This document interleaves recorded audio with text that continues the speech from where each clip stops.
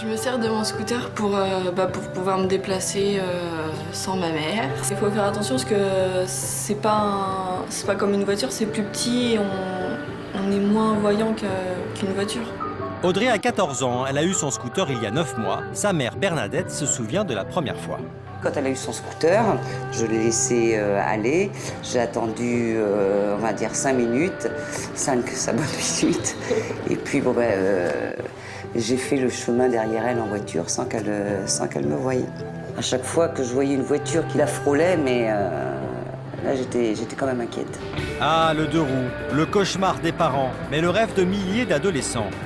Deux conditions pour le conduire, l'accord des parents et passer le BSR, comprenez le brevet de sécurité routière, ce qui n'écarte pas le danger d'accident.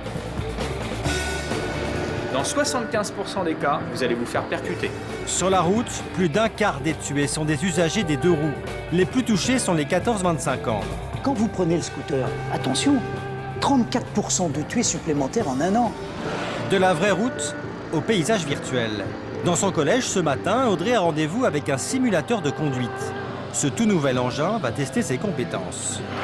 Voilà. Et ça commence mal. Qu'est-ce qu'on voit? Voilà. Regarde bien. Toi, tu es quasiment à l'arrêt. Donc, il n'y a pas trop de risque. Par contre, lui, il arrive en pleine vitesse. Audrey a été percutée par un autre véhicule. Tournez à gauche au prochain feu. Elle continue sa route, mimique concentrée, très concentrée. Regarde bien. Ça commence à venir, pourquoi elle a des accidents? Pourtant, Ça fait à peu près 6 mois, 8 mois que tu conduis un cyclomoteur. Est-ce que tu es déjà tombé? Oui. Tu es déjà tombé. Pourquoi? C'était un virage et j'ai été trop vite pour tourner. Tous les accidents, c'était après un virage. Cette simulation révèle une réalité. Démarrez le moteur. pour ceux qui n'ont jamais fait de scooter, le simulateur ne remplace pas le brevet de sécurité routière. C'est une manière de se familiariser avec la conduite sur deux roues.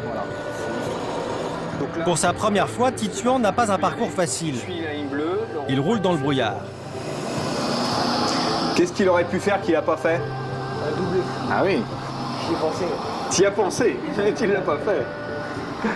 Et pourquoi t'as pas doublé? Ligne blanche. Excellent. Ce sera un sans faute pour le trajet de Tituan. Un fait exceptionnel puisque dans la réalité, 9 fois sur 10, les accidentés des deux roues sont des garçons. Ses capacités d'anticipation sont énormes. Apprendre à anticiper et surtout réguler sa vitesse. C'est aussi la mission de Monsieur Moto. Il en existe un par département. Son quotidien, faire de la prévention, comme dans ce centre de formation pour apprentis. Un public très concerné. Pour eux, le scooter est indispensable pour aller travailler. Relevez la main ceux qui ont un scooter et qui conduisent un scooter. Hein. Entre nous, vos scooters sont débridés tous? Levez la main ceux qui ont un scooter non débridé, c'est-à-dire il est exactement d'origine. D'accord. Ah, il n'est pas débridé? T'as pas eu le temps? Non, pas l'argent. Tu as un scooter? Non, j'ai une 50. T'as réussi à l'amener à combien? Je le sais, alors tu peux me le dire en tout. Là. 110, 120. Ouais, voilà. Tes freins, tu les as changés? Bah non. Ton châssis, tu l'as changé? Non, Tu roules à 110, 120. Donc tu doubles ta capacité de puissance. Mais tes organes de sécurité pour la maîtrise de l'engin, ils sont restés 60. Ben voilà, on va plus vite. Donc les conséquences physiques dans l'accident sont beaucoup plus graves. Comme ce jeune, 80% des cyclomotoristes débrident leur engin. Un acte pourtant interdit par la loi. Et en cas d'accident grave, sachez que le deux roues n'est pas assuré. Après le débridage, petit rappel de l'équipement de base et de sa bonne utilisation. Vous avez vu ça? Bon. Vous avez vu aussi certains mettre le casque, fermer la jugulaire, mais très aéré quoi, 3-4 cm. À 90 km/h, le poids du casque passe d'1 kg à 80 kg. Je passe par-dessus le guidon, mon casque avec 80 kg de poussée essaye de partir, un bel uppercut qui me vient en dessous, notre fameuse mâchoire casse, les dents arrachées, muscles, tendons arrachés. Monsieur Moto va encore plus loin dans sa démonstration. Il explique les conséquences irrémédiables de certains accidents. La vie en fauteuil roulant. Donc la marche n'existe plus, mais on va plus aux toilettes par ses propres moyens. Érection, éjaculation, amour et compagnie, c'est terminé, il n'y a plus de plaisir. Tout ça, c'est du nombril jusqu'au doigt de pied, il n'y a plus rien. Le message semble faire réfléchir les garçons. Mais appliqueront-ils les conseils pour limiter leur prise de risque? Réponse à la sortie du cours. j'ai le manteau, mais je le mets pas vu qu'il fait trop chaud. Au niveau de mon casque, je vérifierai plus souvent, voir si ça ballotte pas de trop en fait. On savait que c'était dangereux, mais on savait pas que c'était aussi facile de se faire mal. Casqué mais en sweatshirt, le jeune apprenti repart en scooter.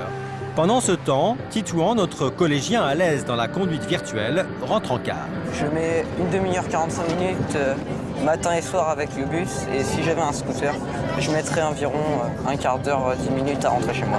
Pourquoi t'as pas de scooter? Parce que mes parents, ils veulent pas que j'ai de scooter, ils estiment que c'est trop dangereux. Eh oui, les parents de Titouan font partie des 70% qui refusent d'acheter un scooter à leur enfant. Le simulateur s'est bien passé?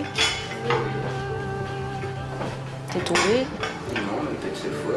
J'ai même fait le meilleur truc. J'ai quand même réussi à anticiper chaque risque d'accident dans le brouillard. Donc, T'es conditionné pour ça uniquement. Que le jour où tu vas aller te promener en scooter, tu seras peut-être moins conditionné. Tu penseras plus à là où tu veux aller que... ouais. Pas forcément.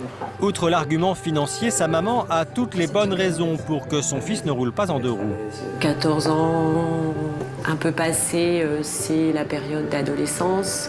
Je pense qu'on peut, même s'il est plutôt sage et raisonnable, faire comme tout le monde, c'est-à-dire se lancer un peu plus et faire des imprudences. Donc je préfère qu'il fasse du vélo. En plus, c'est dans le vent, c'est plutôt développement durable, hein, c'est plutôt écologique le vélo. Allez Titouan, courage, plus que 4 ans avant le permis de conduire.